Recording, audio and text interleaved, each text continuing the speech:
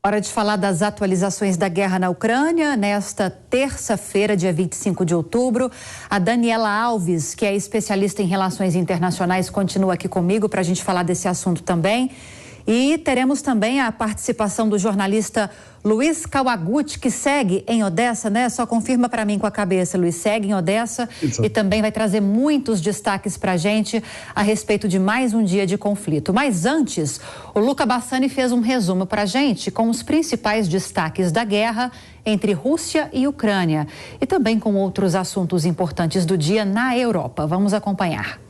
Boa noite de terça-feira a toda a nossa audiência. A crise energética na Ucrânia se intensifica, com o governo divulgando dados que mostram que cerca de 1/3 de toda a rede elétrica do país, de energia elétrica do país, foi comprometida de alguma maneira durante essa guerra. Não só as usinas produtoras, mas também as redes de distribuição, o que aumenta o alerta sobre a possibilidade de racionamentos e até mesmo o desabastecimento.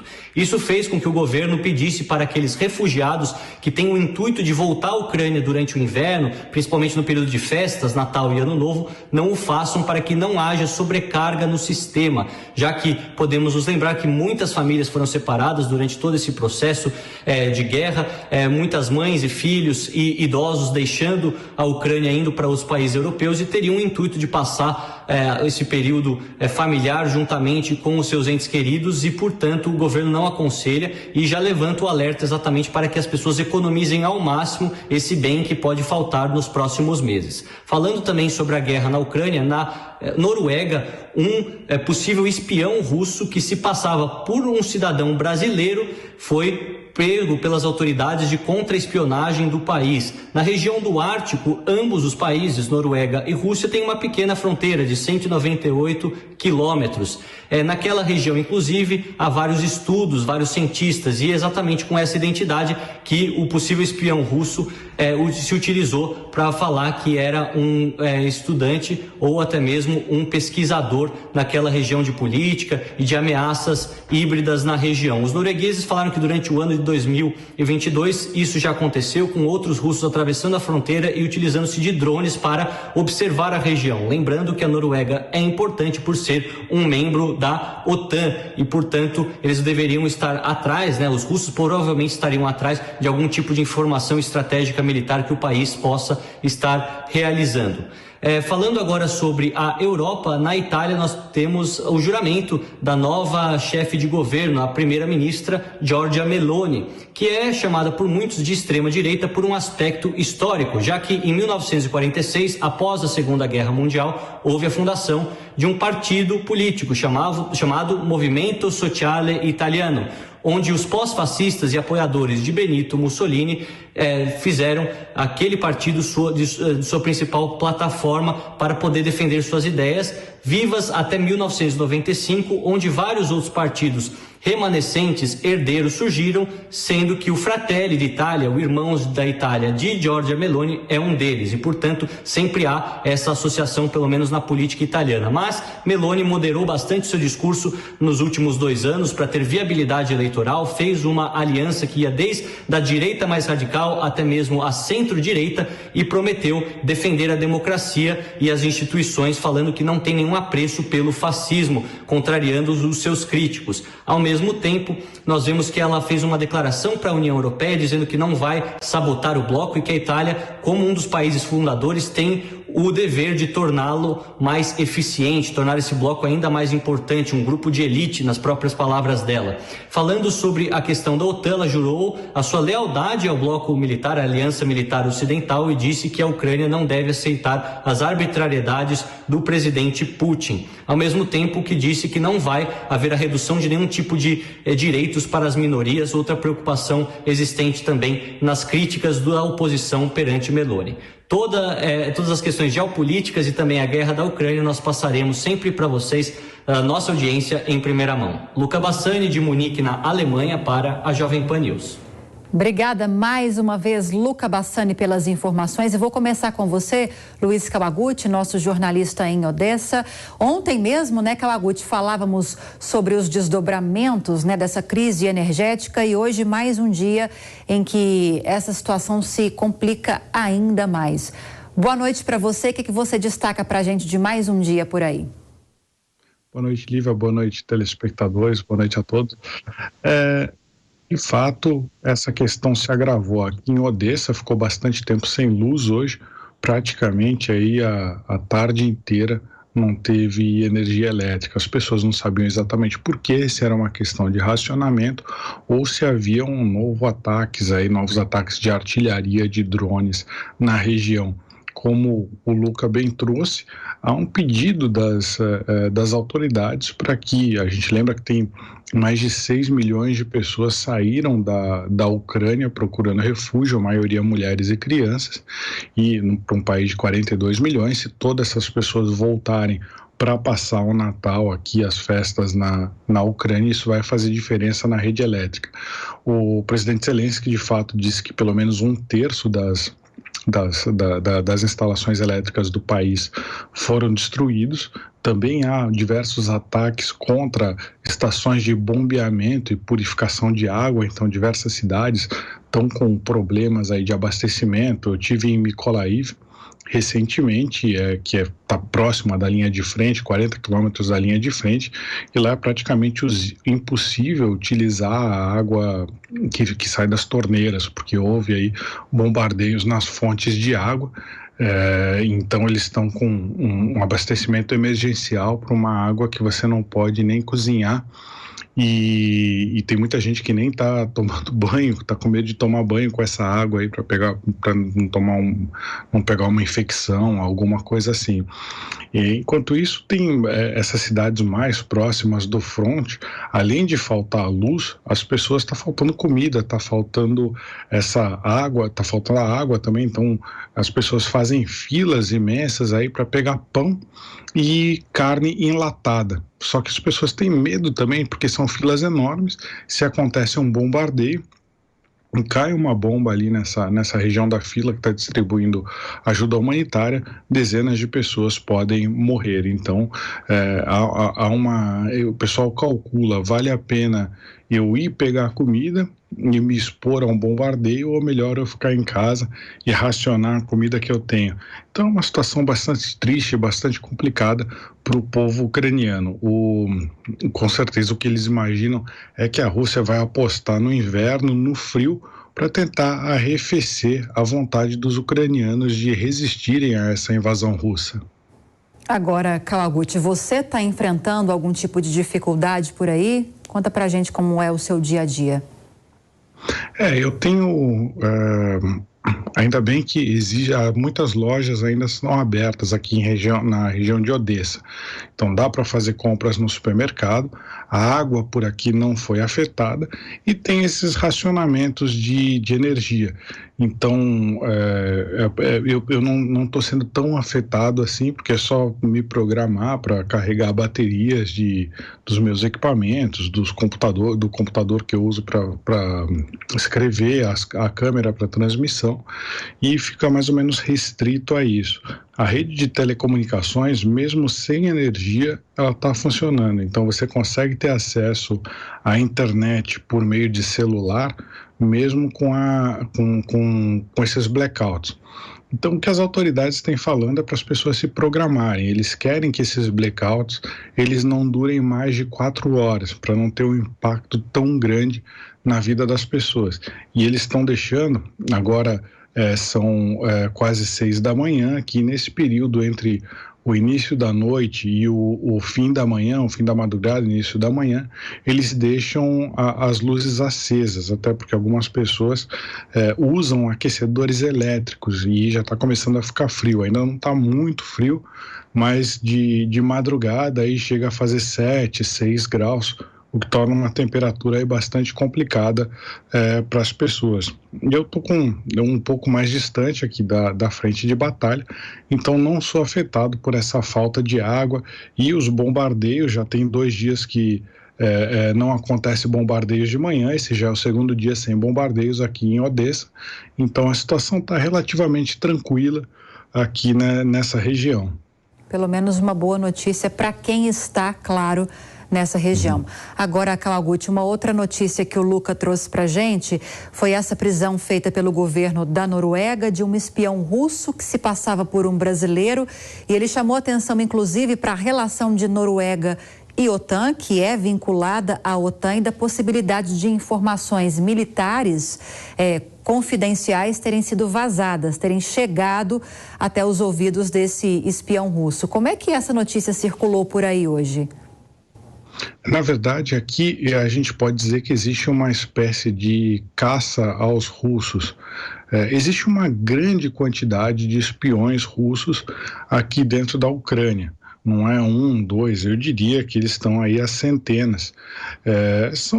Até mais fácil para eles se esconderem aqui na região, porque existe principalmente aqui na região sul do país onde eu estou, tem uma mistura muito grande étnica entre russos e ucranianos. Então e a gente que não é da região aqui é praticamente impossível você saber só de olhar quem é quem. Mas a população eles conseguem reconhecer pelo sotaque. Existem algumas palavras em ucraniano que os russos eles praticamente não conseguem pronunciar. Então tem uma técnica. Os espiões eles têm que se movimentar, eles têm que tentar conseguir as suas informações. E para evitar que eles circulem à noite, existe o chamado toque de recolher, que ele vigora aí durante a madrugada. Os espiões, qual que é o trabalho deles? Não é aquela coisa de James Bond que a gente vê no filme, mas geralmente eles seguem os militares para descobrir onde é que os militares estão acampados. E às vezes eles ficam dentro de prédios que anteriormente eram usados para fins residenciais e agora são prédios militares, mas os russos não sabem onde ficam. Então esses espiões seguem os militares ucranianos e informam, a gente fala no jargão militar, eles iluminam o alvo, ou seja, eles usam equipamentos de laser para mostrar para a artilharia russa aonde disparar. E os ucranianos estão atrás dessas pessoas. E eles estabeleceram uma série de senhas. Então, para você se deslocar a partir de determinada hora de um ponto para o outro, ou para você se deslocar fora do perímetro urbano, você tem que ter senhas. E essas senhas, elas têm que ser pronunciadas em ucraniano. Se o cara não consegue pronunciar essa senha em ucraniano, ele já é preso por suspeita de ser um espião russo. E muita gente está sendo detida e levada para as delegacias para esse tipo de averiguação.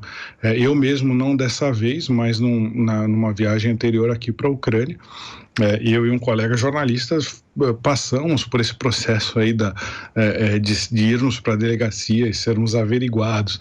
Há uma preocupação gigantesca com a atuação desses espiões, porque é por meio deles que a artilharia, os mísseis calibram os seus alvos aqui dentro da Ucrânia. No caso da Noruega, a questão é um pouco diferente, eles podem estar procurando eventuais alvos também de importância militar, mas o conflito não está naquela região, né? Eu entendo, a Noruega tem uma preocupação em relação a isso, é legítima, porque fazem fronteira com a Rússia, tem essa tensão entre OTAN e Rússia, e a tensão que a gente vive aqui na Ucrânia, ela deve acabar se reproduzindo cada vez mais em países como Noruega, Finlândia, Suécia, que estão aí, né, principalmente a Finlândia, tem uma grande fronteira com a Rússia e vai cada vez mais sofrer com esse tipo de problema. Agora, Kawaguchi, por falar em Noruega, é a Noruega que tem desempenhado um papel muito importante no fornecimento de gás, como essa questão que envolve a Rússia? Sim, a Noruega ela tem a principal reserva de gás europeia depois da Rússia. Então ela estão sendo criados até novos gasodutos. Foi inaugurado recentemente um gasoduto da Noruega para a Polônia para abastecer, para tentar suprir essa necessidade de gás, porque a gente lembra, a Rússia era o principal fornecedor de gás natural, fornecia cerca de 40% das necessidades da Europa de gás natural, mas ela, com a guerra, com essas tensões, ela diminuiu esse fornecimento. Acredita-se que ela fornece agora menos de 1/4 do que ela fornecia, e muitos países estão tentando ficar cada vez menos dependentes, então eles se voltam para a Noruega, eles se voltam para países da África e se voltam para os Estados Unidos cedidos para fornecimento desse gás. E um último ponto sobre isso, que é interessante, a Ucrânia, ela tem a maior reserva de gás natural depois da Noruega, só que é uma reserva completamente inexplorada, não foi tocada ainda. E, coincidentemente, quando politicamente a Ucrânia conseguiu levantar os entraves legais para fazer a exploração dessa reserva, eventualmente até substituindo a Rússia num futuro como fornecedor de gás para a Europa, começou a guerra e o presidente Vladimir Putin focou o ataque exatamente na região onde estava essa reserva de gás natural. Já era esperado, né? Agora, outro assunto, agora com você, Daniela Alves, que o Luca Bassani destacou para a gente, são esses movimentos na Itália com a nova primeira-ministra, a primeira primeira-ministra mulher da Itália, Giorgia Meloni. Ela hoje fez um pronunciamento, destacou hoje que nunca teve simpatia pelo fascismo, porque desde o início dessa movimentação política lá, há uma tentativa de colar a ela essa imagem de fascista, de extrema-direita, até mesmo pela ligação histórica do partido dela com o fascismo.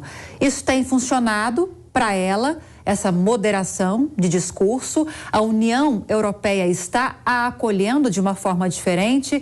Queria sua análise dessa situação por lá. Bom, Lívia, hoje foi votado a moção de confiança, não é, para que a primeira-ministra pudesse finalmente ser empossada logo após todos esses trâmites, não é? Então, a gente visualiza cada vez mais uma moderação no seu discurso, porque ela precisa continuar mantendo a maioria no parlamento. E a gente não pode esquecer que existe ali um parlamentarismo, ou seja, uma fala dela que seja colocada como inadequada, uma ação inadequada, que seja colocada como extremista efetivamente, pode colocar uma situação, né, em que a população se coloque contra o seu governo e até mesmo dentro do parlamento se coloque dessa forma, lança-se aí uma moção de censura para afastá-la do governo. Então, ela sabe muito bem que ela não pode realizar ações e falas extremistas e vai ter que compor para conseguir levar o seu governo da devida forma. E, além disso, a própria União Europeia colocou, não é, como condição a manutenção da democracia, do espaço democrático, para que a Itália receba os recursos de recuperação, que continua recebendo, recuperação pós-pandemia, que a Itália precisa receber, e ela mesma colocou em seu discurso. Este valor vai ser colocado aqui na Itália, vai ser colocado à disposição da população com responsabilidade para que nós possamos retirar, não é, a Itália desse problema econômico, assim como vivenciam outros países da União Europeia por conta de toda a conjuntura que a própria guerra da Ucrânia está pressionando esses países. Ela chega, a Giorgia Meloni, Daniela, trazendo quais pautas prioritárias para o governo da Itália, a não ser essas que você destacou também para a gente? Principalmente a pauta econômica. A recuperação da Itália é um ponto que a Premier ela vem tratando muito, porque é de extrema necessidade, é algo que é a pauta que a população vem cobrando e quer efetivamente mudanças. E, na verdade, essa é uma pauta não só da Itália, mas de todos os países da União Europeia. Essa é a pauta de hoje, tratar, não é, da questão econômica, como controlar a inflação, como tratar a questão energética, enfim, e como, em âmbito da União Europeia, negociar e verificar avanços nessa crise da Ucrânia, que ela se estanque de alguma forma. E falando em crise da Ucrânia, em guerra da Ucrânia, até surpreendeu muita gente o posicionamento de Meloni contra Putin também, né? Sim, ela se colocou contra Putin, não é? Vem colocando alinhada ao discurso da União Europeia, justamente porque era o que se esperava, na medida que ela sabe muito bem que ela precisa do apoio da União Europeia para conseguir reerguer a própria Itália. Portanto, ela vai fortalecer esse discurso com o bloco como um todo, bem como, de alguma forma, se colocar à disposição e colocar a posição italiana dentro desse cenário para que se resolva o quanto antes essa crise ucraniana. Então, é uma demanda que vem, não é só da Itália, é uma preocupação, como eu disse, de todos os países europeus. Agora, não sei se dá para fazer uma análise mais aprofundada, Daniela, mas esse discurso que ela tem adotado para ser bem acolhida, bem recebida e garantir a governabilidade junto à União Europeia, é um discurso, é uma postura que tem sido apoiada pelo partido dela? Como tem sido essa relação? Eu não sei se esse tipo de informação chega aqui para nós, né? Bom, já é algo que vem sendo negociado e que vem sendo tratado, que para que a Premier consiga efetivamente a governabilidade. Então, o partido como um todo compreende qual é o posicionamento que ela precisa neste momento para conseguir, como você mesma falou, governar e, a partir disso, atingir objetivos, de melhorias para a população italiana. Ou seja, ela não tem como recuar em um discurso extremista. E, ao longo da campanha, ela buscou ter um pouco mais deste cuidado.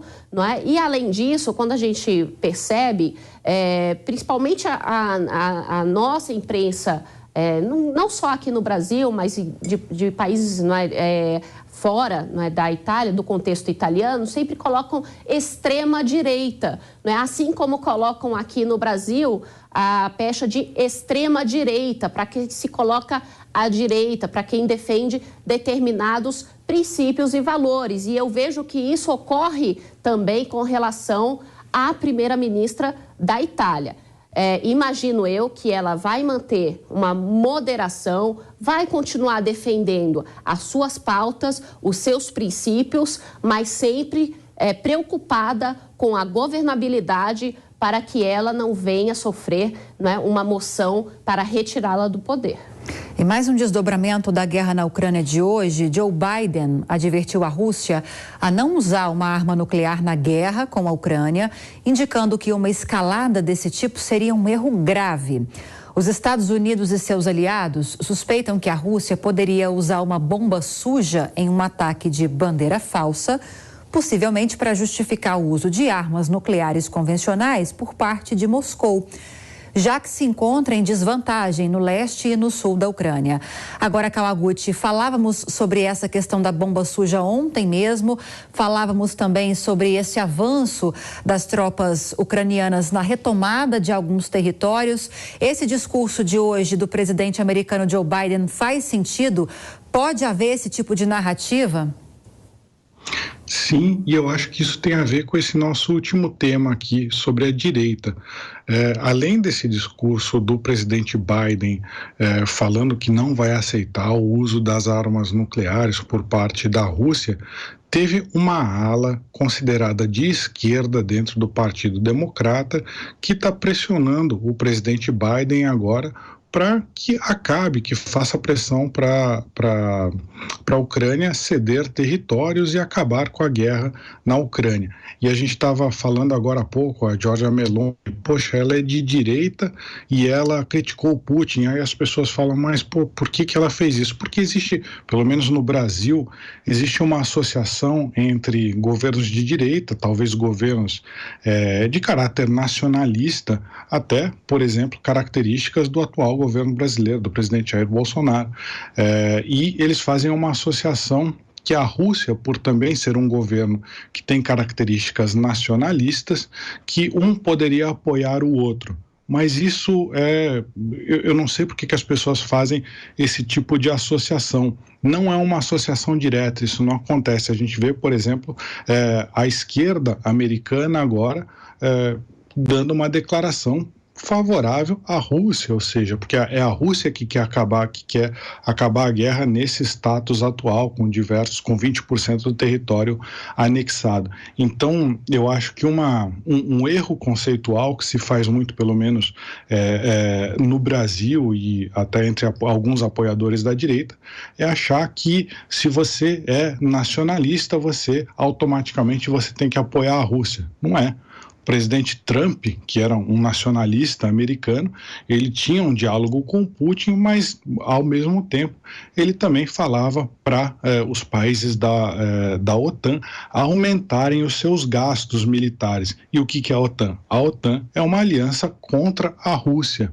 Então, eu acho que a nossa audiência tem que ficar muito atenta sobre isso, que existe um cálculo que parece que é uma associação direta. Um governo ele tem uma tendência mais de direita, então ele está meio que junto com o Putin. Não é. Não existe essa relação. Tem muitos governos de direita, cada país tem os seus interesses, e só porque há um alinhamento ideológico em determinada parte não significa que vai se chancelar ou vai se apoiar a invasão da Rússia. Eu acho importante falar isso.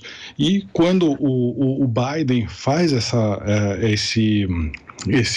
afirmação em relação às bombas nucleares, é exatamente tentando evitar essa chantagem, ou seja, a Rússia ela está num momento em que ela precisa ganhar tempo no campo de batalha para que as suas tropas que foram recentemente mobilizadas sejam treinadas e cheguem na linha de frente, mas ele está perdendo agora, ele está perdendo território, então ele precisa ameaçar, ele precisa fazer esse tipo de chantagem nuclear para tentar reverter a situação no campo de batalha.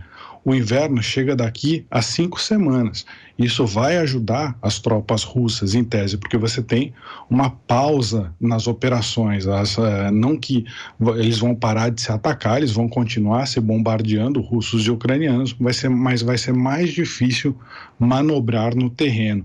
Então, a chantagem nuclear cai nesse contexto, ou seja, ela cai muito bem para a Rússia nesse momento. Foi levado aí a ONU até uma alegação da Rússia de que a Ucrânia queria fazer essa bomba nuclear suja, que é uma bomba que não causa aí uma explosão nuclear, mas espalha radioatividade. E eu lembro que a Agência Internacional de Energia Atômica disse hoje que faz regularmente inspeções nas duas instalações ucranianas que teriam, em tese, capacidade para criar esse tipo de bomba.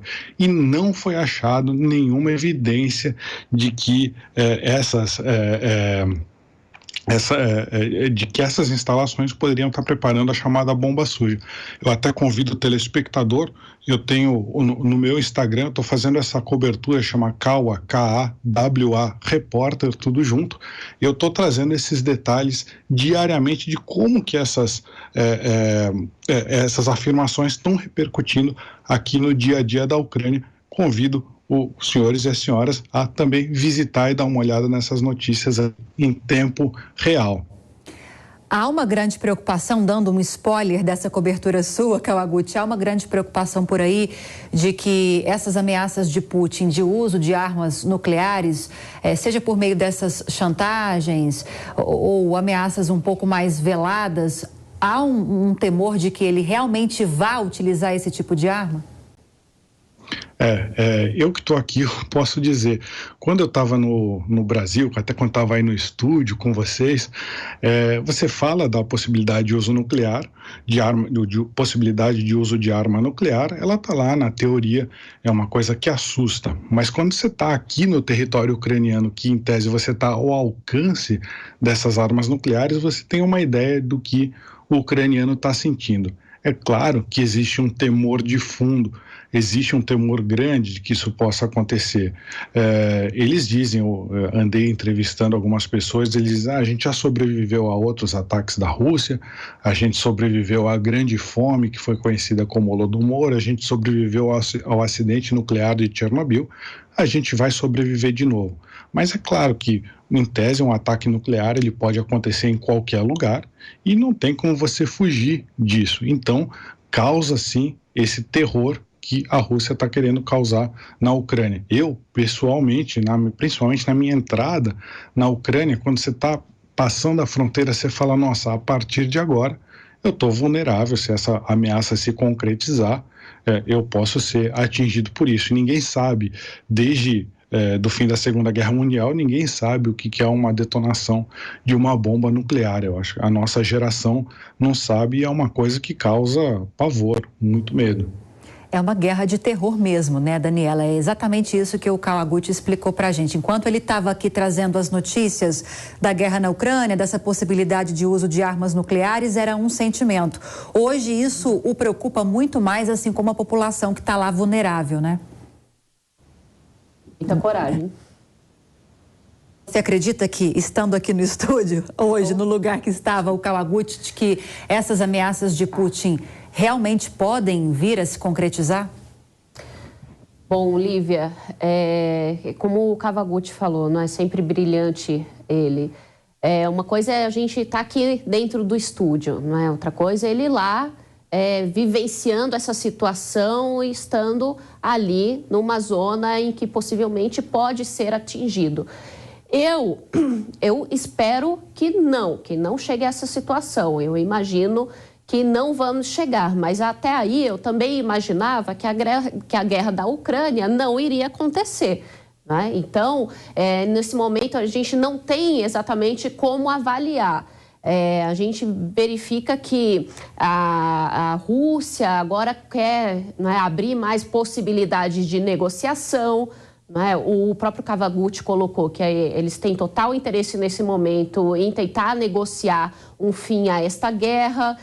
Então, a gente precisa entender e acompanhar os desdobramentos, porque não é uma situação simples em que a gente possa falar vai acontecer de tal ou qual forma. Infelizmente, a gente não tem como prever, não é, a situação, mas eu imagino que a partir de agora a gente comece a ver mais movimentações para que as negociações possam efetivamente acontecer e a partir daí essa crise começar ao menos a acalmar, não é? Mas eu não sei se o próprio Kawaguchi tem também essa impressão ou estando lá agora ele imagina que vai estender muito mais tempo.